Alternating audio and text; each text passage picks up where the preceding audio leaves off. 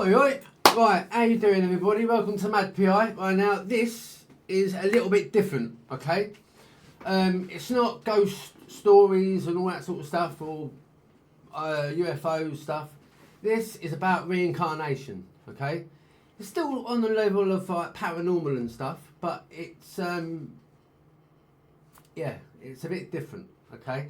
Now, these are true stories, okay? From parents and children, okay? Now this little story is from a little lad. It's a case of James Langer, James Langer, okay? Let's have it that way, okay? So join me as we look at this, right? Now, as I say, I've seen some, not this one, but I've seen some others, okay? And I thought, well, people need to see this, because this is like, you know, this is a different level. Honest to God, it's a different level. And I found it really bloody interesting. Extremely interesting. It blows your brain, man. It's just mental. So, yeah, should we have some of this? Yeah? Right. Hope you grabbed a cup of tea, a few bickies, and let's rock and roll, people. Let's rock and roll. Yeah. I was not just skeptical, I was adamant that this was not happening in my house.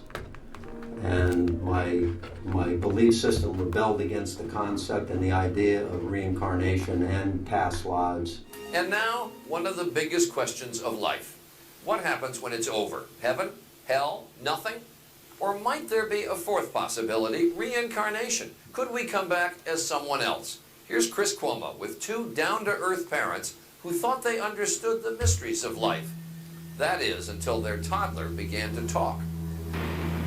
On March 3rd, 1945, a 21-year-old Navy fighter pilot on a mission over the Pacific was shot down by Japanese artillery. His name might well have been forgotten, were it not for the remarkable, some might say unbelievable story of a little boy named James. Okay, this is really tough. I need somebody to help me. All right, I'm the volunteer. What do you want me to do? Okay, just go climb this thing and you have to hold me in case I fall. Done. James Leiniger is all boy, 6 years old and full of spirit. This is a special plane. It goes in reverse. You don't see a lot of that. James knows a lot about planes, especially war planes. What kind of airplane is that? It's a car, sir. His parents, Andrea and Bruce Leiniger, say from an early age, James would play with nothing else. He was obsessed with airplanes. If you look around the house, that's all you'll see. Airplanes, helicopters, aircraft carriers. But then, when he was 2, the planes James loved suddenly began to give him frequent and frightening nightmares. I'd wake him up and he'd be screaming and he'd always be laying on his back, kicking his feet up at the ceiling. And I'd say, baby, what were you dreaming about? And he'd say, airplane crash on fire, little man can't get out. They sound like typical kiddie nightmares, but Andrea says they went on the same way for months. Maybe too much TV. But James was just 2, and his parents say only watching Barney and Teletubbies. Teletubbies! And Andrea and Bruce say they weren't watching World War II documentaries or conversing about military history. This is an F-18? No, that one. So what explains the nightmares and James's strange obsession with airplanes? I talked to my mom about it a lot of times. My mom had said maybe he's remembering a past life. What did you say? Politely, baloney. Andrea and Bruce of Lafayette, Louisiana are a highly educated, modern couple. To them, the possibility that their little son James was manifesting signs of a former life was, well, a little out there. You know, In other words, politely, the old man was saying, bollocks, not a chance, eh? Keep your options open, people. Serious. having a past life is not the initial conclusion that you come to. You try and figure out any other way he could have. Did he see anything? Has there been anything on television, anything that we've discussed? But as time went by, Andrea didn't know what to believe. Here's James at age 3, going over a plane as if he's doing a pre-flight check. He would continue to say and do things that were puzzling, like the time his mom bought him a toy airplane. And I said, oh, look, there's a bomb on the bottom of it. He said, that's not a bomb, Mama, that's a drop tank. A drop tank? I'd never heard of a drop tank. I didn't know what a drop tank was. Andrea's mother suggested she look into the work of counselor and therapist Carol Bowman. Bowman has written 2 books, both supporting the proposition that sometimes the dead can be reborn. We are taught from a very early age in this culture, in the Judeo-Christian culture, that reincarnation doesn't exist. Once you observe this in a child, and the evidence is very compelling, you have to open up to another explanation for what is going on. Bruce was deeply skeptical. He said there has to be a logical explanation. I don't believe in past lives. I don't believe in this stuff. But with the violent nightmares recurring 3 and 4 times a week, the Leinigers felt they had to do something. So with guidance from Bowman, they cautiously began to encourage James to share his memories. They say the result was startling. Wow. The nightmares immediately started reducing in frequency. He went down from 3 or 4 times a week to maybe 1 a week, 1 every other week. And at that point was when he started to articulate more about these past life memories. Seems normal enough, a little boy improving when his troubles are directly addressed.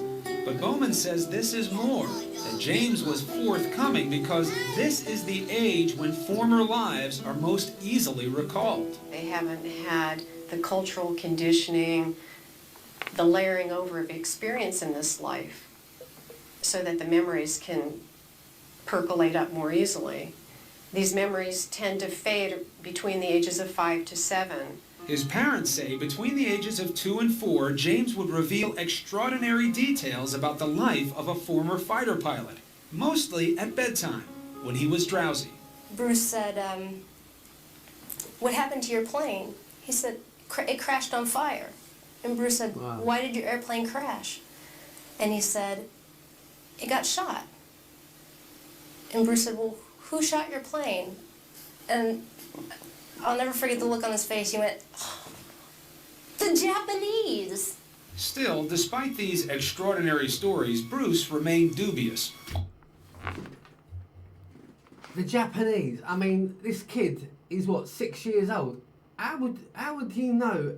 And okay, so I'll shut up. Let's just carry on. Yeah, I'll just carry on. Almost to prove they couldn't be true, he began to piece together the details James was sharing.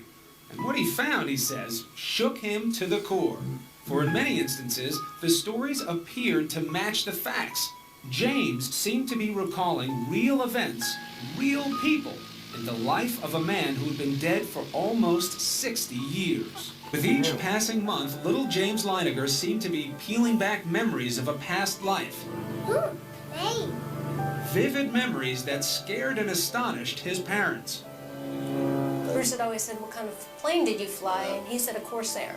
Yeah.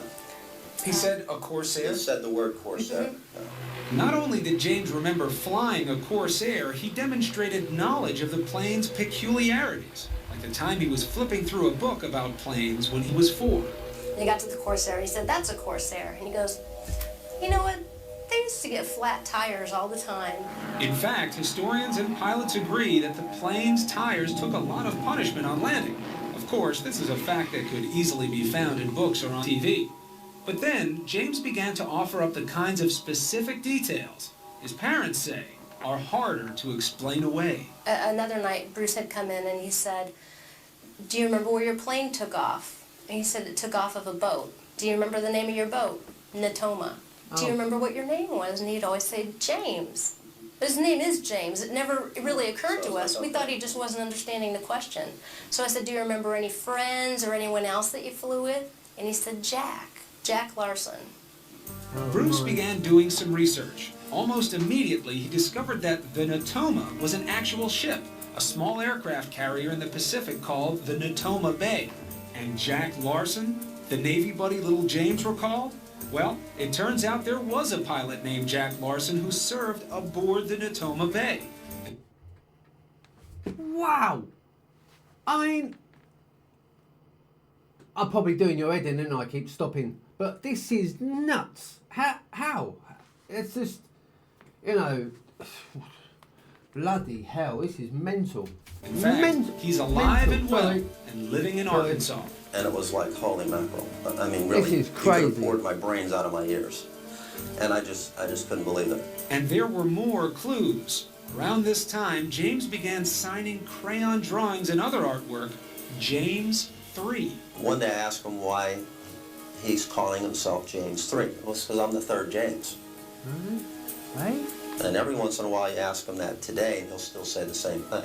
And one day, while leafing through a new book about the Battle of Iwo Jima, Bruce turned to an aerial photo of the Pacific Island. James was seated nearby. He pointed to it and he goes, Daddy, that's where my airplane was shot down. Oh And I said, what? He said, that's my airplane got shot down there, Daddy. Oh my and I God. Just went, I just went blank. I couldn't say anything. Yeah, well, By then, Bruce had become a man possessed, searching the internet, combing through military records, and interviewing men who served aboard the Natoma Bay. Wow. Finally, a breakthrough. He learned that there was just one pilot from the squadron killed at Iwo Jima. That pilot, James M. Houston Jr. No Is this fucking why way. little James was calling himself James 3? It just crystallized in my mind. This has to be who we're talking about. You know, my meter of skepticism was starting to go over toward belief. When little James would describe being shot down, he told of how his plane had sustained a direct hit on the engine. We had an airplane, and I said, well, can you show me where it was? And he pointed right up to the front of the engine. That's what makes this man's story so intriguing. His name is Ralph Clarber. Clarber was a rear gunner on a TBM Avenger that flew off the Natoma Bay. On March 3rd, 1945, he took part in a raid near Iwo Jima. As it happens, Clarber's plane was right next to the one flown by James M. Houston Jr. It was to be Hugh's last mission before leaving for home the following day. As Clarber recalls, the sky was thick with enemy flak.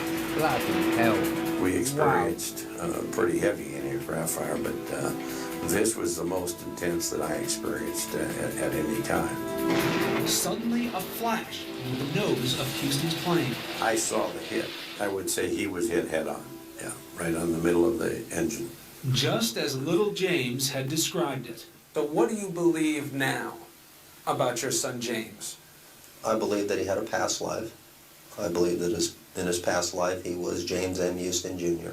Hell yeah. And he came back because he wasn't finished with something.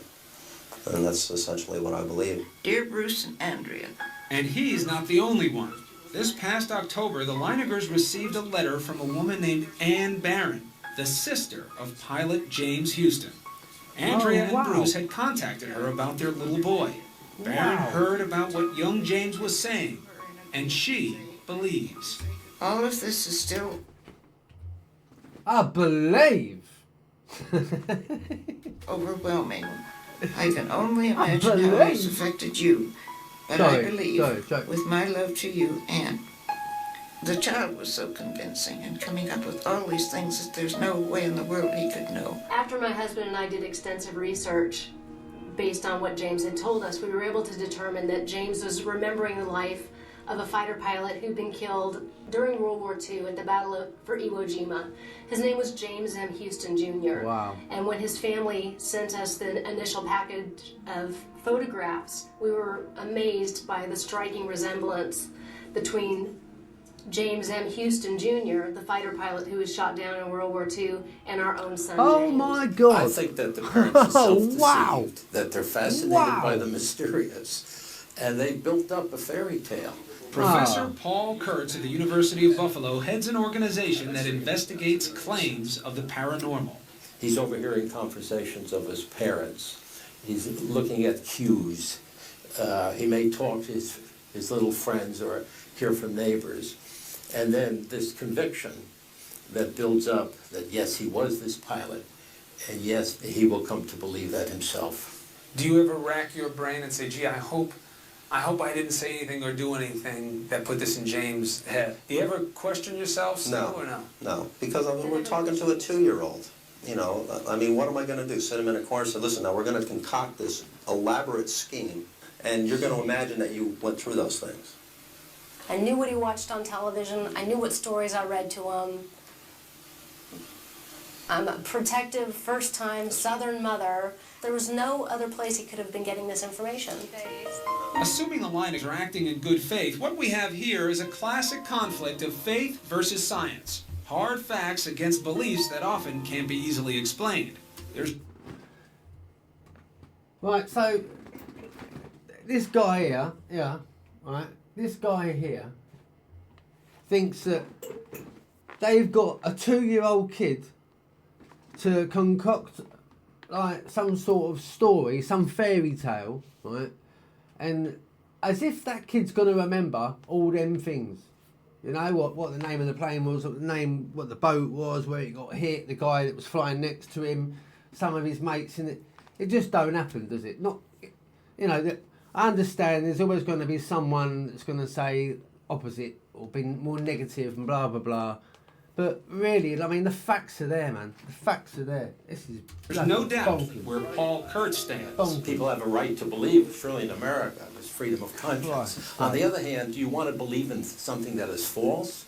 So how do you rationalize a belief in anything bigger than ourselves if you have to fall back on science all the time? Not simply science, on the facts, on common sense. Once upon a time, the Leiningers might have agreed, but that was before the amazing stories told by their young son forced them to consider the possibilities and to examine their faith. Whether you believe in reincarnation or not, it's about the eternal life of the human spirit. That's right. And that's something God promises to us. Amen. There is something else out there after this. It's not over when you die. James's vivid recollections are starting to fade as he gets older, but among his prized possessions are 2 gifts sent to him by pilot James Houston's sister: a bust of George Washington and a model of a Corsair aircraft. They were among the personal effects of James Houston sent home after the war.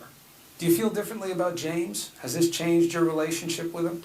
No. We have always felt that he's a special little boy because he's our son.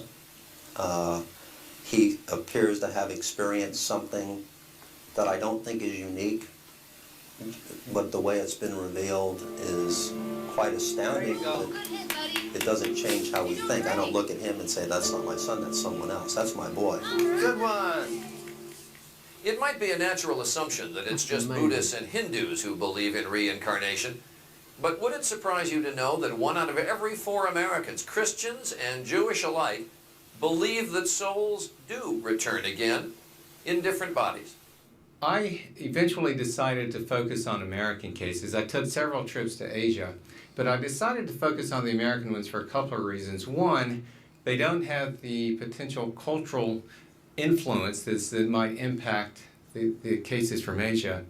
And 2, I felt like that they could have more impact on people, that they could be harder to dismiss if you realize that it could be happening to the kid down the street. So one in particular that I want to tell you about is one that has gotten a fair amount of press. You may have heard about it. A little boy named James Leininger. The case has been on TV some. His parents eventually wrote a book about their experiences. He's a boy who talked about being a pilot who was killed during World War II, and it's believed that that pilot has now been identified. So his parents are this Christian couple in Louisiana, and his dad in particular was quite opposed to the idea of past lives before this case began. It began when James was 22 months old, and he and his dad took a trip to a flight museum. And James was fascinated by the exhibit of World War II planes to the point that he kept insisting that they go back to it, and he and his dad ended up spending 3 hours at the museum when he was 22 months old. And then a couple months later, around the time of his 2nd birthday, he started having horrible nightmares multiple times a week in which he would be kicking his legs up in the air and screaming, "Airplane crash on fire, little man can't get out." Wow. And after I spent a weekend with the family going over all the details of the case, and then afterwards I talked with his aunt, who had spent a lot of time with the family. She said you cannot believe how horrible these things were to witness, that it really looked like somebody fighting for his life. Jesus. And then during the day, he would take his toy airplanes and he would say, "Airplane crash on fire," and he would slam them nose first, bam, into the coffee table. he would do this over and over again, and his parents are apparently tolerant people. Because this is a picture of their coffee table. I don't know how well you can see it, but there are dozens of scratches and dents where he would say, airplane crash on fire, bam.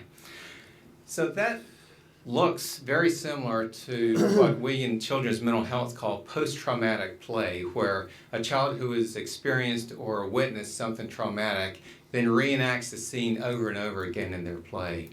Okay. And when you combine that with his nightmares, he really looks like a child who had been traumatized, but he had not been, at least in this life.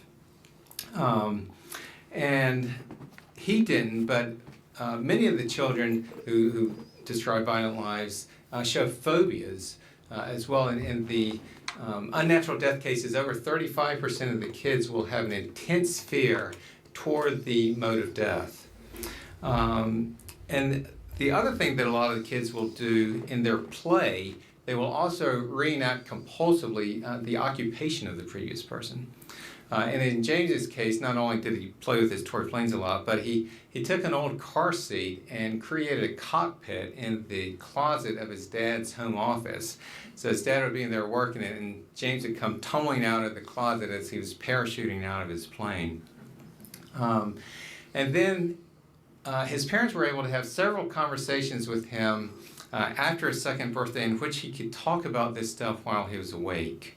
What he described was that his plane had crashed on fire, that he had been shot down by the Japanese, and that he flew a Corsair. No, I'd never heard of a Corsair, but it was a special plane that was developed during World War II.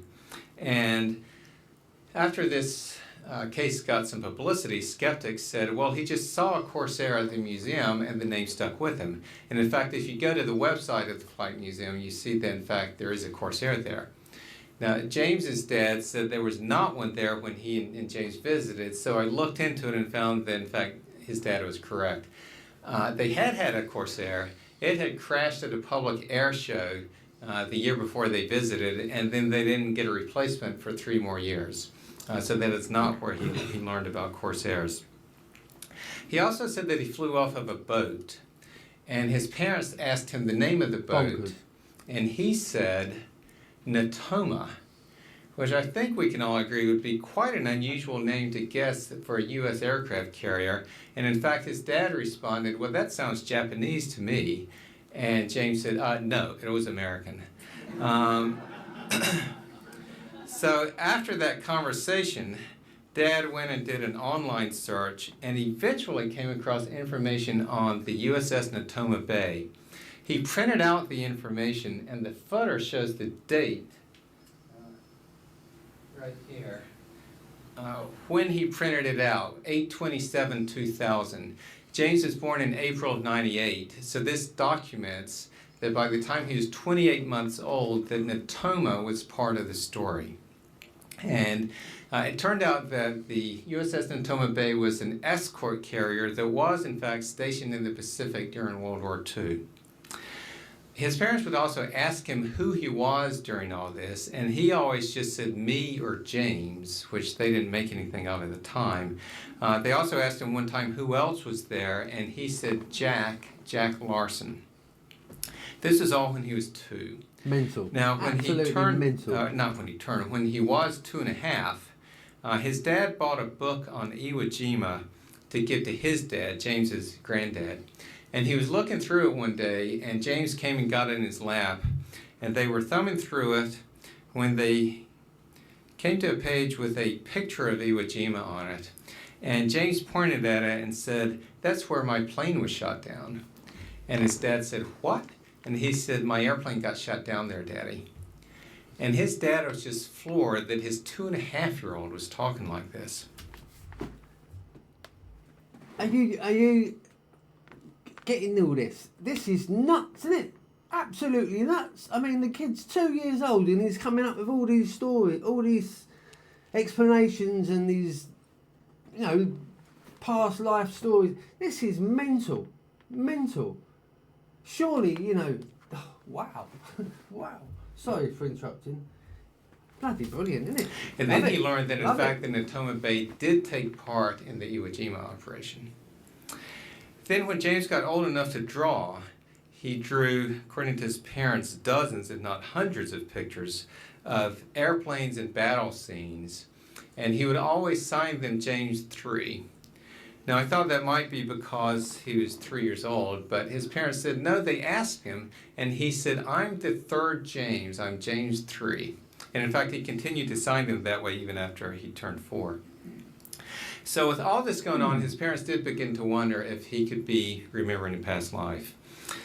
So when he was 4 and a half, his dad attended an Natoma Bay reunion, and he learned that there had been a Jack Larson there. He had been looking for a Jack Larson among the war dead, but in fact this Jack Larson had survived the war and was even still alive. Wow.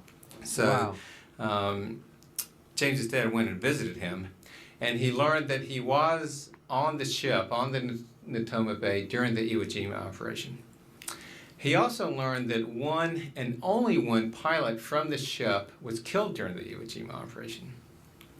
This was a 21-year-old pilot from Pennsylvania named James Houston. I love this. So this means if James Leininger was in fact remembering a past life, it had to be Houston's life, because he was the only pilot from the Natoma Bay killed at Iwo Jima. So what we can do is compare what James said with Houston's life. Now, his parents say that he also talked about family life before the war, but we don't have any documentation of those statements that was made before Houston was identified. But what I can do is list all the items where we have definite documentation that was made before anyone knew anything about James Houston. Much of it comes from an interview that the Leiningers did with ABC News, again, before anyone knew if James's statements actually matched an actual pilot. So James signed his drawings James 3. Houston was James Jr., which would make James Leininger the third James. Oh, wow. James said that he flew off the Natoma. Houston was a pilot on the USS Natoma Bay. James said he flew a Corsair. Houston had flown a Corsair. He was actually flying a different plane when he was killed, but he was part of the squadron that had tested the Corsair for the Navy. James said he was shot down by the Japanese, and Houston was shot down by the Japanese. James said he died at Iwo Jima. Houston was the one Natoma Bay pilot killed during the Iwo Jima operation. James said one day, quote, "My airplane got shot into the engine and crashed in the water, and that's how I died." Eyewitnesses reported that Houston's plane was, quote, hit head-on right on the middle of the engine. James had nightmares of a plane crashing and sinking in the water. Houston's plane crashed in the water and quickly sank. And James said that Jack Larson was there, and Jack Larson was the pilot of the plane next to Houston's on the day that he was killed. Wow. Bloody wow. That is just, whoa, isn't it? And that is just fucking great, man. That's just brilliant. Sorry, brilliant. It's bloody brilliant. James is now 18 years old. He became an Eagle Scout, and he graduated from high school this spring, and he has recently joined the Navy. Go on, James. He would just be crying, and he'd say, "Airplane crash on fire, little man can't get out." He laid on his back and kicked up at the ceiling, and he goes, "Mama, the little man's going like this." And he laid on his back and kicked his feet up. The little man's going, "Ooh, ooh, ooh, ooh, ooh, ooh." That's not can't me. Get out. And I said, "Well, who's the little man, baby?" And he goes, "Me." I thought Bruce and I were just gonna faint. They questioned, what kind of plane?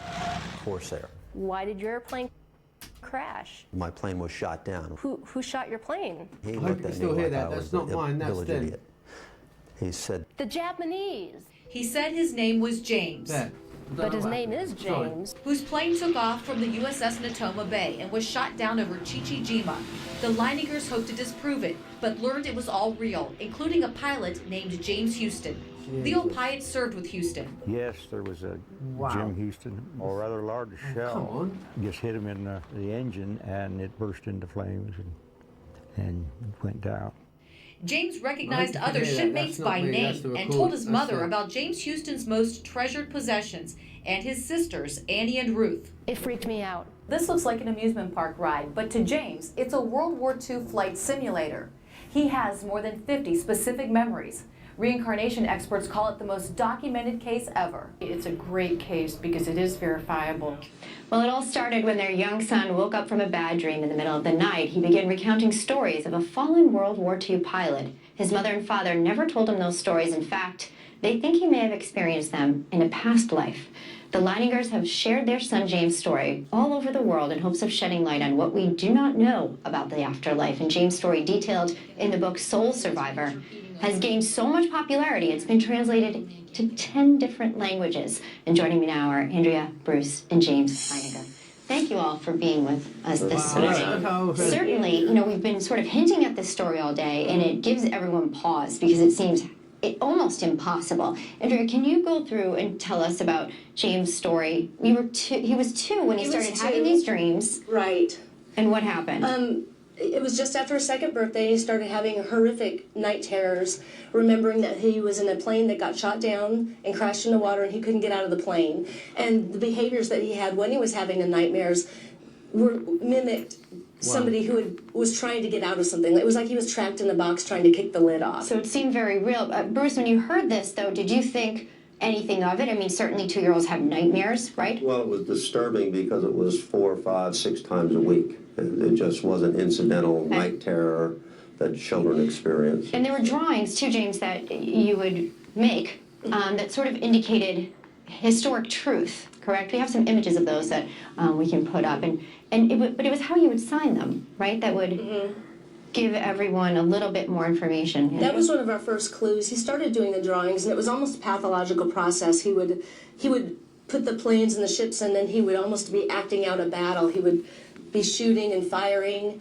and he started signing the drawings James 3, and it was right when he was 3 years old. He couldn't even sign his name yet. He didn't know how to write his name, which I think people don't realize, that when you're 3, you don't know how to write your name yet. Exactly. But he isn't a third James. My husband's name is Bruce, so we kept asking him, well, how come you're signing your name James 3? And he said, I'm the third James. And what made your parents start researching, James, what that really meant historically? You said the name of another pilot, correct? I said the names of many pilots from the Natoma Bay, Bob Greenwald, Jack Larson. Right. I stated all these names of people that, if only you had been on the ship or you had been able to look at military records or you knew them personally via family or through just friendships, you wouldn't know that person or their life. And I'm 2, 3, 4. In my very young ages, just talking about them. At 2, he knew the name of the ship.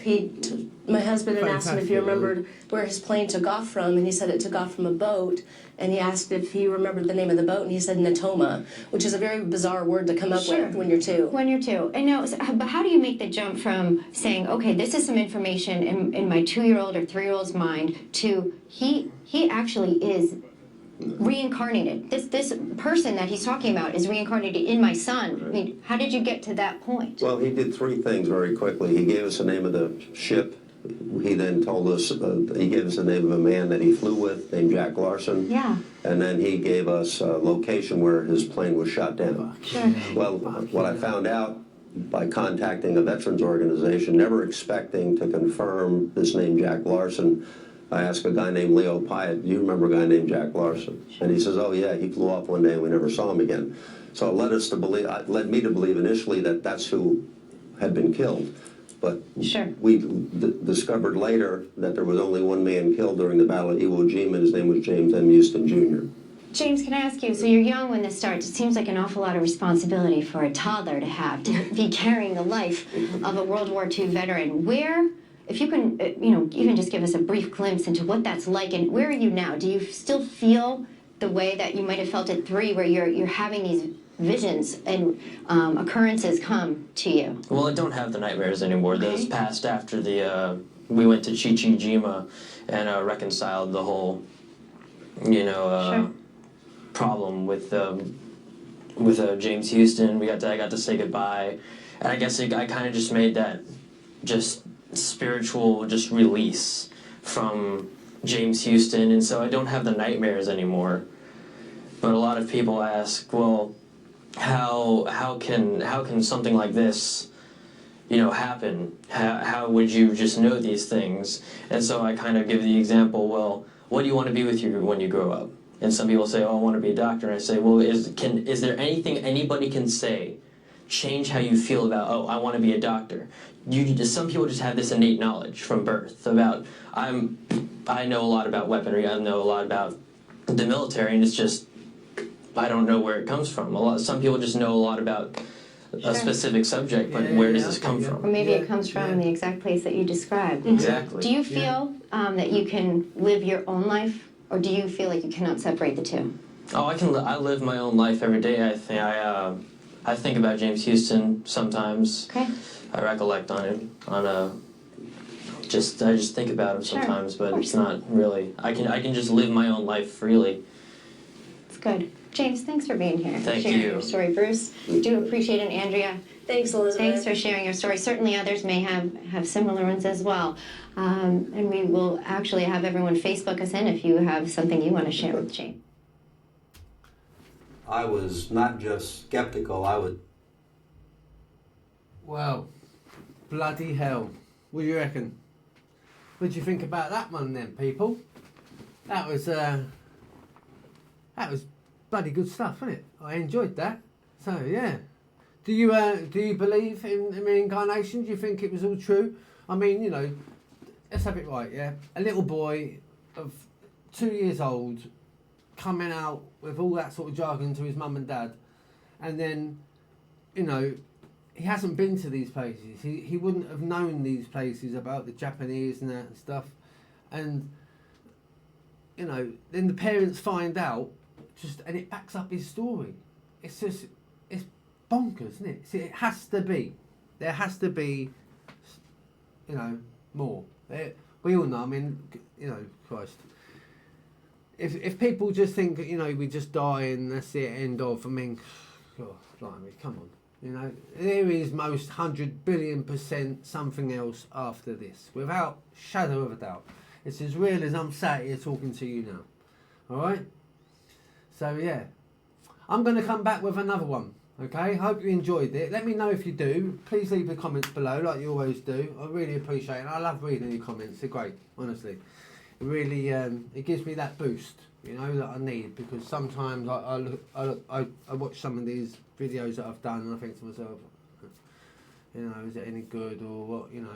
Sometimes, I need to have a bit more, I don't know, confidence, I suppose. I think that's what it is, isn't it? But it's growing. People tell me it is growing, so I'm getting there. I'm just getting there. Just bear with me, and we'll all have a good time when I do this. Yeah. Anyway, thanks for joining me as always. I really bloody appreciate it. And if you haven't already, please subscribe to us, because the more we get, the better we can do things and stuff. And you take care of each other and take care of yourselves. All right, seriously. Right, stay safe, stay scared. I love you loads, alright? God bless. See you again.